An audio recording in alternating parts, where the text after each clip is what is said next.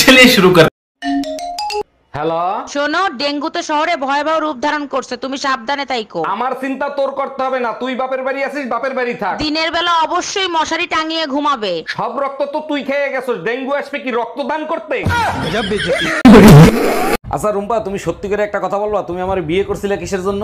অবশ্যই বলবো, তার আগে বলো সব দেবতারা মিলে মা দুর্গাকে তৈরি করেছিল কেন? এটা তো সবাই জানে, অসুরদের বধ করার জন্য। এবার আমার প্রশ্নের উত্তর দাও। উত্তর তো তুমিই দিয়ে দিলা, আমি আর কি উত্তর দিব?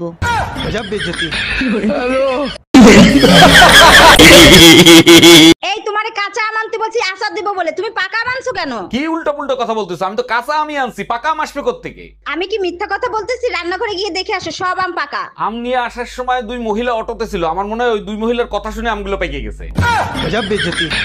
সুটিয়ে লাল করে দেবো, নোংরামি বার করে দেবো। আচ্ছা, আমি অনেক খাটো, তার জন্য তোমার অনেক কষ্ট হয় তাই না? কষ্ট হবে কেন? তোমাকে জড়ায় ধরলে বুকের ভিতর তোমার মাথাটা থাকে। ওরে আমার লক্ষ্মী সোনা, সত্যি? আর অন্য কেউ জিজ্ঞেস করলে তখন কি বলো? অন্য কেউ জিজ্ঞেস করলে বলি খাটো হয়েছে, তাতে কি হয়েছে, জিব্বাটা তো অনেক লম্বা।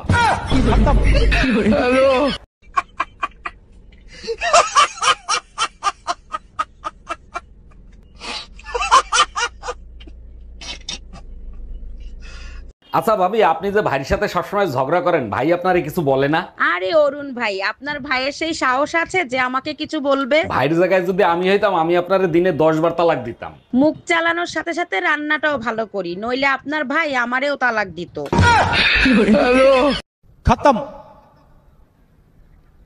Bye bye, tata, good bye, गया।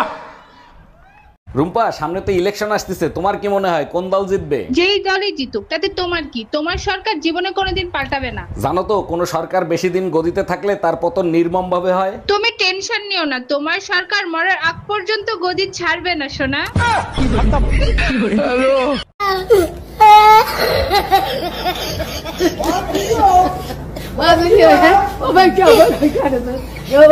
এই শোনো, আমি আরেকটা বিয়ে করতে চাই, তোমার অনুমতি লাগবে। তোমার খুশির জন্য আমি সব করতে রাজি, তুমি কাগজ নিয়ে আসো, আমি সই করে দিচ্ছি। তোমার মতো বউ পেয়ে সত্যি আমি ধন্য।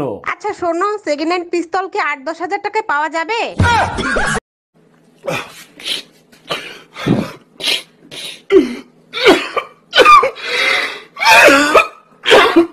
এই মসজিদ কমিটির লোকজন তোমাকে ধরে পিটাইছে কেন? কি করছো তুমি? মসজিদের মিটিং চলতেছিল, আমি হুজুরে জিজ্ঞেস করলাম, হুজুর গরু চুরি করে যদি কুরবানি দেওয়া হয় তাহলে কি কুরবানি হয়? এর জন্য সবাই তোমাকে মারতে পারে না, আসল কাহিনী কি হয়েছে সেটা বলো। মার খাওয়ার পরে জানতে পারি মিটিংটা ছিল হুজুরের কোরবানির গরু চুরি হয়ে গেছে।